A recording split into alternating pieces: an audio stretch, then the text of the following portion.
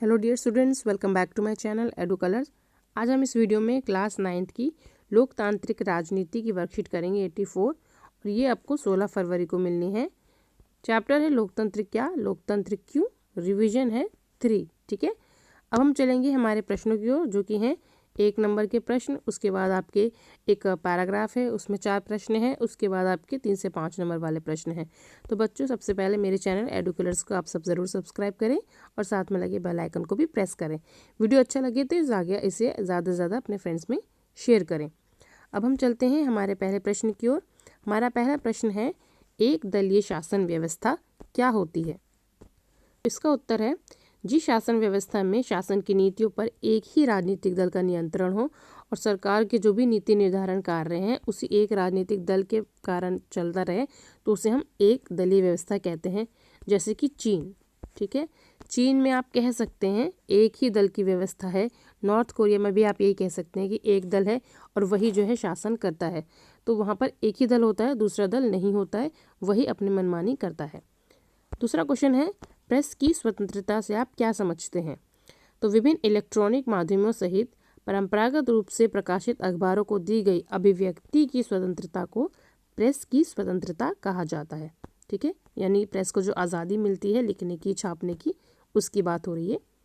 अगला प्रश्न जो है हमारा वो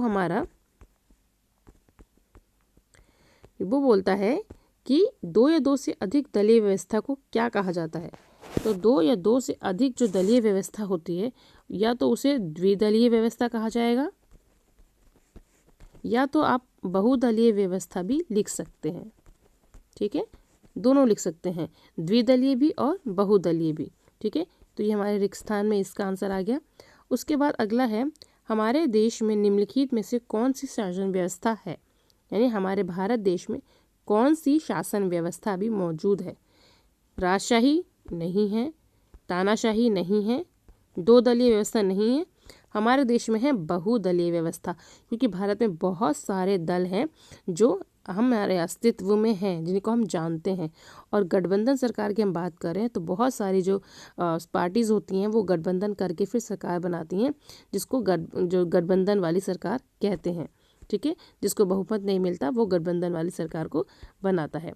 अब हमारा जो अगला क्वेश्चन है वो है, राजशाही शासन व्यवस्था किसे कहा जाता है? राजशाही किसी राज्य की उस शासन प्रणाली को कहा जाता है जिसमें शासक पर किसी संविधान या कानून का अंकुश नहीं होता। ठीक है, एक व्यक्ति है, एक राजा है, जो कि संविधान के अनुसार कार्य नहीं कर रहा और आगे चल के उसका पुत्र जो है वो ही राजा बनेगा, तो इसे आप राजशाही कह सकते हैं। उसके बाद अगला क्वेश्चन है, जो हमारा पैराग्राफ है।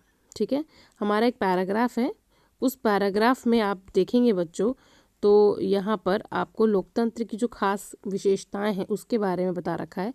तो इस पैराग्राफ को आप रीड करेंगे, उसके बाद चलेंगे हम अपने प्रश्नों की ओर। ठीक है, तो हमारे पैराग्राफ का जो पहला प्रश्न है वो है, लोकतांत्रिक फैसले से आप क्या समझते हैं? तो लोकतांत्रिक फैसले का मतलब होता है उस फैसले से प्रभावित होने वाले सभी लोगों के साथ विचार विमर्श करके और उनकी स्वीकृति के साथ फैसले लेना। अगर उनकी भी स्वीकृति ली गई है, सबकी स्वीकृति ली गई है, तभी वो देश लोकतांत्रिक कहलाता है।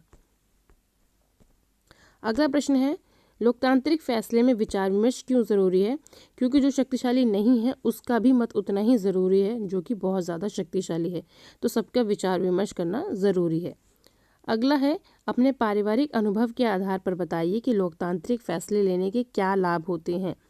सभी को अपने विचार रखने का अधिकार मिलता है। ठीक है, सभी अपना विचार रख सकते हैं।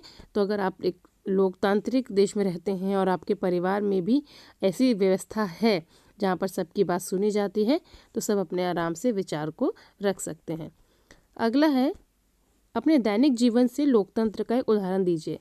यानी कि हमारे परिवार में सभी की राय के बाद ही हम सब घूमने का प्लान बनाते हैं, या फिर आप ये भी लिख सकते हैं कि हमारे घर में सबकी राय के बाद ही किचन में जो है मतलब खाना बनता है, जो कि सबकी पसंद के अनुसार ही होता है।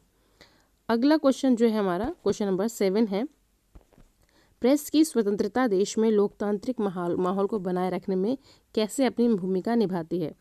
तो हम जानते हैं कि मीडिया जो है लोकतंत्र का चौथा स्तंभ है। प्रेस लोगों के बीच सही तथ्यों को पेश करता है, स्वतंत्र व निष्पक्ष रूप से प्रेस जो है लोगों को जानकारी देता है, सरकार की कमियों को बताकर जनता को, लोगों को जागरूक करता है।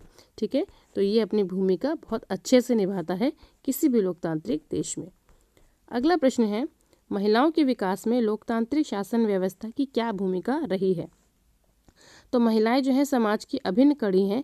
लोकतांत्रिक शासन व्यवस्था में उनका विकास होता है। लोकतंत्र में अधिकतर महिलाएं आर्थिक रूप से सक्षम होती हैं, देश के नीति निर्माण में अपनी भूमिका निभाती हैं। लोकतंत्र में महिलाएं सक्रिय भागीदारी में पाई जाती हैं व प्रमुख राजनीतिक पदों के साथ राजनीतिक दलों के शीर्ष पदों पर वो महिलाएं आसीन होती हैं। ठीक है, तो लोकतांत्रिक देश में महिलाओं की जो स्थिति है वो काफ़ी बेहतर है। उसके बाद अगला क्वेश्चन है, लोकतंत्र में अकाल और भुखमरी की संभावना कम होती है, कैसे? क्योंकि लोकतंत्र में आर्थिक समानता हम देखने को मिलती है, तो जहाँ आर्थिक समानता है तो वहाँ पर भुखमरी और अकाल जैसी स्थिति पैदा नहीं होती। सरकार जिम्मेदार होती है, वह सबका हित सर्वोपरि होता है।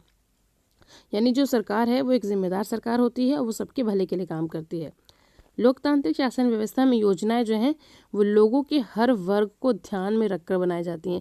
जो भी पॉलिसीज़ बनाई जाएंगी वो सभी के को ध्यान में रख के बनाई जाएंगी, चाहे वो अमीर हो चाहे गरीब हो। तो भुखमरी या फिर अकाल जैसी व्यवस्था शायद नहीं आ सकती। ठीक है, देश की अगला प्रश्न है, देश की लोकतांत्रिक व्यवस्था को मजबूत करने में आप अपना क्या योगदान करेंगे? तो आप अपनी तरफ से जो भी लिखना चाहें वो लिख सकते हैं। जैसे कि हम लोकतांत्रिक व्यवस्था को मजबूत करने के लिए सामाजिक समानता पर विशेष रूप से ध्यान देंगे, महिला सशक्तिकरण के लिए कार्य करेंगे, अपने कर्तव्यों का पालन करेंगे व अपने अधिकारों के प्रति जागरूक रहेंगे। हम अपने अधिकारों का दुरुपयोग नहीं करेंगे। मतदान के अधिकार के तहत हम सही प्रतिनिधि को चुनेंगे। तो अगर आप एक लोकतांत्रिक व्यवस्था में रहते हैं तो आप इस तरह के कार्य द्वारा अपनी भागीदारी को सुनिश्चित कर सकते हैं। तो बच्चों, यहाँ पर हमारी जो 9th क्लास की वर्कशीट है, लोकतंत्र क्या, लोकतंत्र क्यों, ये कंप्लीट होती है। आई होप आपको ये वर्कशीट अच्छी लगी होगी। बच्चों, अगर आपको वीडियो अच्छा लगा है तो इसे अपने फ्रेंड्स में शेयर करें। मेरे चैनल एडू कलर्स को ज़रूर सब्सक्राइब करें। वीडियो देखने के लिए बच्चों थैंक यू सो मच।